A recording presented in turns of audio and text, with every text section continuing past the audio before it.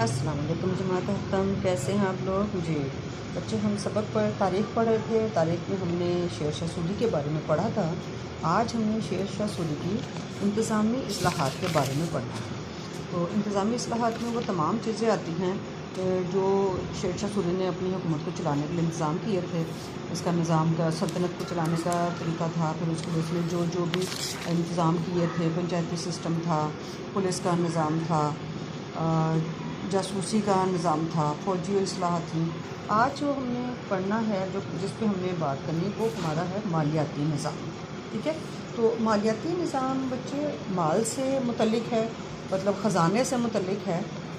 शेर शाह सूरी ने मालियाती निज़ाम के जो इक़दामात किए थे उसमें यहाँ जो हम बात करेंगे बुनियादी तौर पर वो हमारी है कि मालियाती निज़ाम में से जो ज़मीन की जो पैदावार है उस पर जो सरकार को जो सालाना आमदनी होती थी वो किस किस्म की थी। तो सबसे पहले तो ये है, नंबर एक जो था ज़मीन की पैमाइश रखी गई। सबसे पहले उसने क्या किया, ज़मीन की पैमाइश की।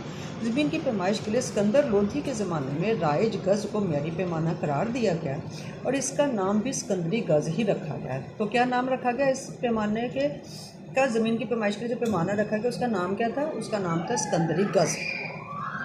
इस म्यारी पैमाने से तमाम काबिल का ज़मीन की पैमाइश करवाई गई और 3,600 कितना 3,600 मुरब्बा गज़ ज़मीन। बेटा हर चीज़ इसमें ज़रूरी है, 360 भी, मुरब्बा भी और गज़ भी। तो 360 मुरब्बा गज़ ज़मीन के टुकड़े को बीघा का नाम दिया गया। क्या नाम दिया गया?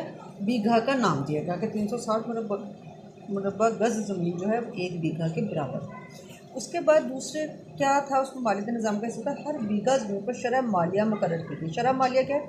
यानी जितनी भी पैदावार होगी उस पर जो टैक्स लगाया गया हुकूमत की तरफ से, उसकी मकदार मुकर्रर की, और ये मकदार जो थी कुल पैदावार का 1/3 थी। कितनी थी?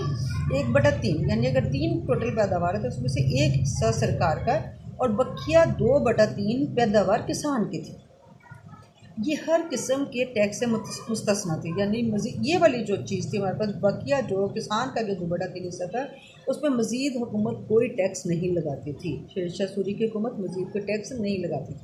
फिर तीसरी चीज़ है मालिया की तशख़ीस। अब ये मालिया जो मुकर्रर किया जाता था वो किस तरह मुकर्रर किया जाता था, उसके लिए बताया गया है कि मालिया मुकर्रर एक सरकारी अफसर करता था। मालिया की तशख़ीस काश्तकार से मशवरे के बाद की जाती थी।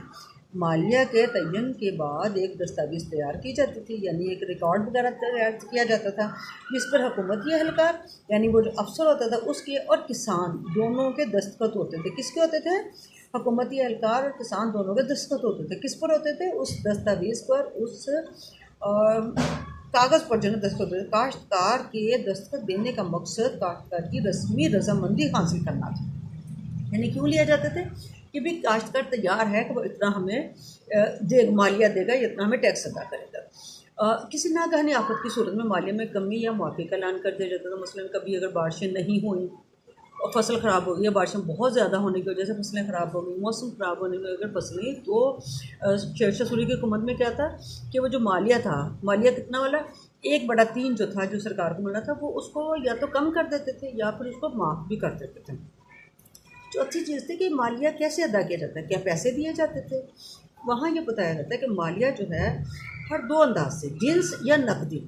जिन्स किससे क्या मुराद है? नकदी तो आपको पता है पैसे की सूरत में, यानी जितने उस 1/3 का जो रकम बनती है वो दे दिया जाए, या फिर वो पूरी जो 1/3 वो जो पैदावार हुई है, जो भी चीज़ उसने पैदा की है किसान ने, वो चीज़ जो है सरकारी खजाने में जमा करवा दी जाती थी। कहते हैं कि अदायगी जो है मालिया की अदायगी जिन्स या नकदी दोनों सूरतों में की जा सकती थी और काश्तकारों की हालत को बेहतर बनाने के लिए आसान शराइत पर कर्जे भी दिए जाते थे। बच्चे आपने जो है वो देख लिया कि शेर शाह सूरी का जो मालियाती निज़ाम था वो किस किस्म का था। इसको अच्छी तरह से समझिए, पढ़िए और वीडियो को बार बार देखिए ताकि आपको ये इस चीज़ की अच्छी तरह से समझ आ जाए। ठीक है, ओके बच्चों, अल्लाह हाफ़िज़।